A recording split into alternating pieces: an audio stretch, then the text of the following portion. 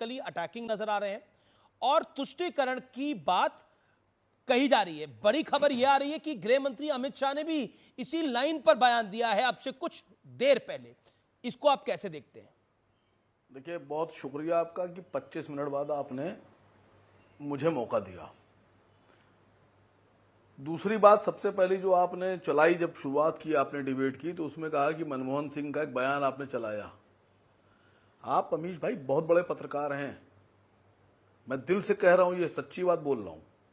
आप एजेंडे मत फंसा कीजिए, आप परसेप्शन भी क्रिएट मत किया कीजिए। मनमोहन सिंह जी का वो बयान मैंने सुना है, वो सबने सुना होगा, लेकिन ये बता नहीं पा रहे हैं। मनमोहन सिंह जी ने खाली माइनॉरिटी का जिक्र नहीं किया था, आदिवासियों का, दलितों का भी जिक्र किया था। हर कमजोर वर्ग का कहा था कि उसका अधिकार है, जो देश का कमजोर वर्ग है। पूरा भाषण चलाइए।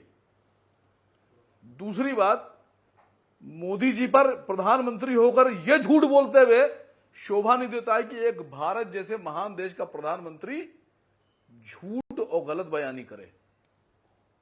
उन्होंने कहा कि तुम्हारा मंगलसूत्र बेचकर वो घुसपैठियों को दे देंगे। माइनॉरिटीज पर हमला करा उन्होंने। प्रधानमंत्री की जनता जो होती है वो एक बराबर होती है जी। कांग्रेस के लिए मैं एक लाइन बोल रहा हूं, कांग्रेस को चाहिए था कि अपने मैनिफेस्टो में वो लिखती, जो उनका न्याय पत्र है, कि भारत की भारतीय जनता पार्टी की सरकार ने 2023 में देश के बजट में 200 करोड़ रुपए हिंदुओं का पैसा तालिबान को दे दिया। हिंदुओं का पैसा तालिबान को दे दिया।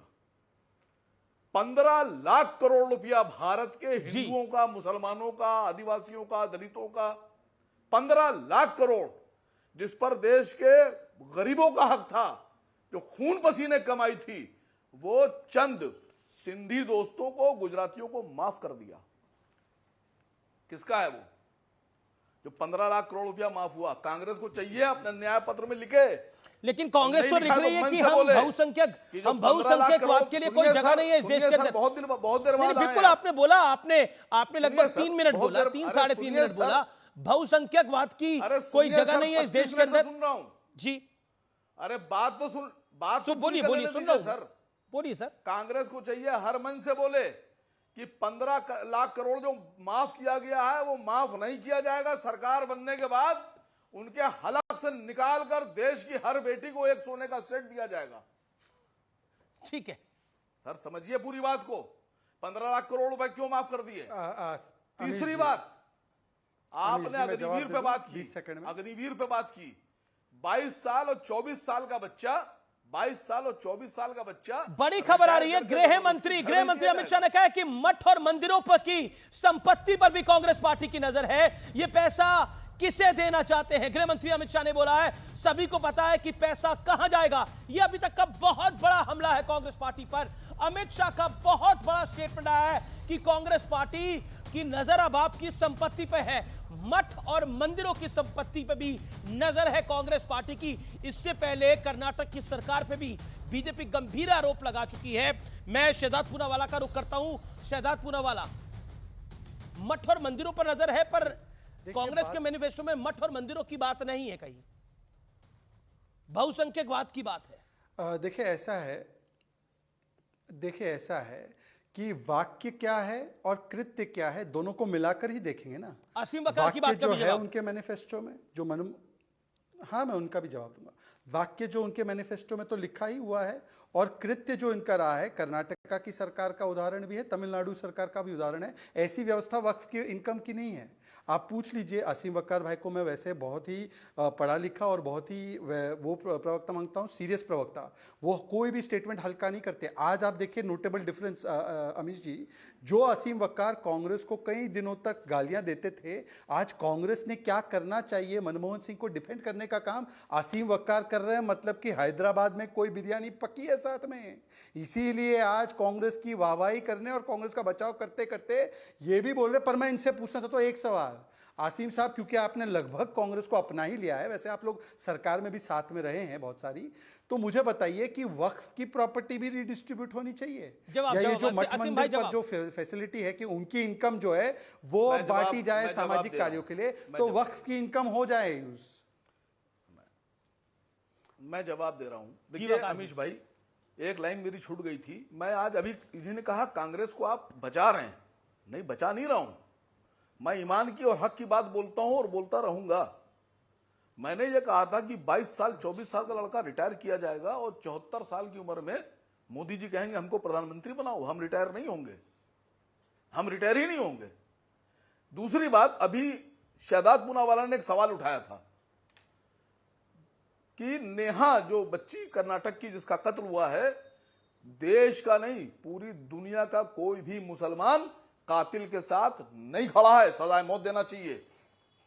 और कांग्रेस पे एक बात बोल दूं कि चौधरी लाल सिंह जम्मू में एक नेता था जो आसिफा एक 8 साल की बच्ची के बलात्कारियों के साथ तिरंगा रैली निकालकर बलात्कारियों की हिमायत कर रहा था। उस चौधरी लाल सिंह को कांग्रेस ने अपनी पार्टी में लेकर उसको टिकट दिया है। मैं इसकी मजम्मत करता हूं और करता रहूंगा। मैं प्रियंका जी से पूछ रहा हूं कि अगर आसिफा आपकी बेटी होती, राहुल जी अगर आसिफा आपकी बेटी होती, ठीक है, जवाब ले लेते हैं एक नहीं पर सुप्रिया शहजाद जी अगर आसिफा आपकी बेटी होती तो क्या आप आज भी चौधरी लाल सिंह को लेते? देखिए ऐसा है, आसिम भाई से मैंने पूछा कि ऐसा क्या रिश्ता बन चुका है। तस्वीर आप देखिए, ये बिरयानी तो नहीं पर एक दूसरे को खजूर वजूर खिला रहे थे। उसके बाद कांग्रेस की ऐसी वकालत करते करते अब थोड़ा सा तो क्रिटिसाइज कर लिया, पर मैंने उनको 2 महत्वपूर्ण सवाल पूछे। कांग्रेस अगर वक्फ के रिडिस्ट्रीब्यूशन की भी बात करती है तो आपको स्वीकार्य है क्या?